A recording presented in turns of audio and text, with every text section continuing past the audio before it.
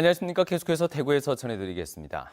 대구와 경북 지역은 오늘 대체로 맑은 가운데 포근한 날씨를 보이고 있습니다. 낮 최고 기온이 대구 12.6도, 구미가 9.6도, 안동이 12.5도, 포항이 14.8도로 어제보다 3도에서 5도가량 높았습니다. 내일은 오후부터 모레 오후까지 대구와 경북 지역에는 20에서 60mm, 울릉도와 독도엔 30에서 80mm의 비가 오겠습니다.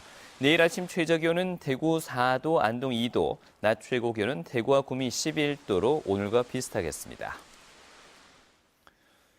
국방부가 지난 16일 끝낸 용역 결과 K2와 대구 공항이 함께 옮겨갈 최적지로 경북 군위와 의성, 성주, 고령, 대구 달성군 등 5곳으로 압축됐습니다. 국방부에 따르면 지난 10월 열린 주민 설명회에서 발표된 이전 후보지 20곳에서 5곳으로 압축됐는데 해당 지자체 경계에 후보지가 걸쳐 있는 곳도 있는 것으로 알려졌습니다. 대구시가 가장 선호했고 후보지도 4곳으로 가장 많았던 영천은 소음 피해가 크다는 이유 등으로 후보지에서 빠졌습니다. 국방부는 압축된 5곳의 지자체와 협의 과정을 거쳐 복수의 예비 이전 후보지를 최종 결정한다는 방침입니다. 대구 이현동에 있는 농산물 비축기지가 대구의 대표적인 노후공단인 서대구 산업단지 활성화 구역으로 고시됐습니다. 그동안 민간 투자를 끌어들이지 못해서 지지부진했던 서대구 산업단지의 재생 사업도 탄력을 받게 됐습니다. 윤영균 기자가 취재했습니다. 지난 1975년에 조성된 서대구 산업단지 2,100여 개 업체에서 14,000여 명이 근무를 하고 있습니다. 한때 대구의 중추 역할을 해왔지만 40년이 지나면서 노후화됐고 환경오염 문제로 눈총도 받아왔습니다. 소규모 영세 업체들이 대부분 차지하고 섬유가 많고 기계금속, 뿌리산업 분야 이런 분야가 주종이고 보시다시피 환경오염 문제로 주변에 민원도 좀 있고.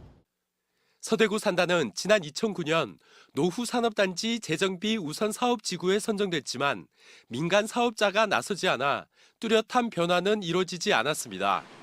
이런 가운데 서대구 산업단지 내 14,000제곱미터의 농산물 비축기지가 전국 최초로 지식기반형 복합용도 활성화 구역으로 지정 고시됐습니다.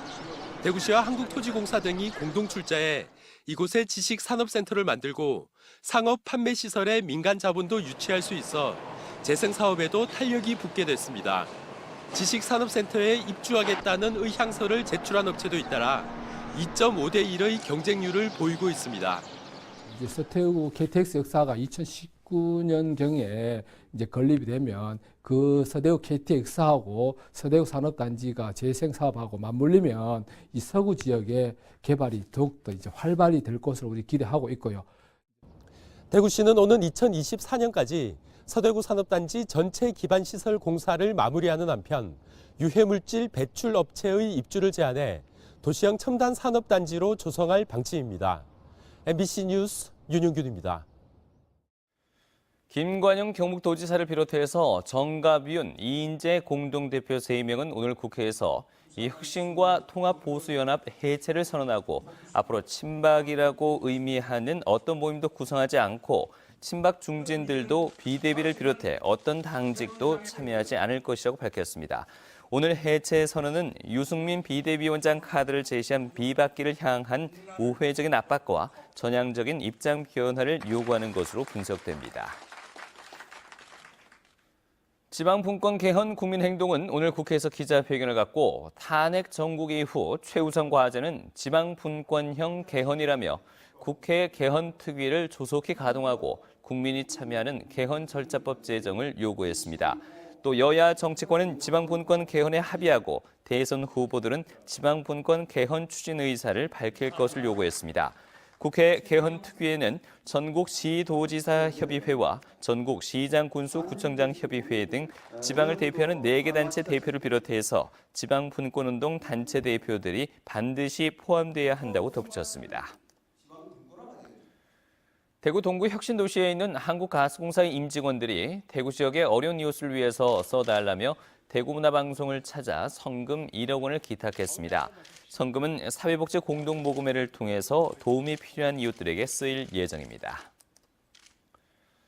한국수력원자력 한울원자력본부는 한울원전 5호기가 안전운전을 위해서 오늘 오전 8시에 원자로를 안전정지했다고 밝혔습니다. 안전정지는 원자로 내 냉각수 수위를 측정하는 계측기에서 관리 기준보다 낮은 미량의 냉각수가 누설된 데 따른 것이라고 설명했습니다. 한울원자력본부 관계자는 냉각수 누설로 방사선 영향은 없고 누설 원인은 상세히 점검하겠다고 말했습니다.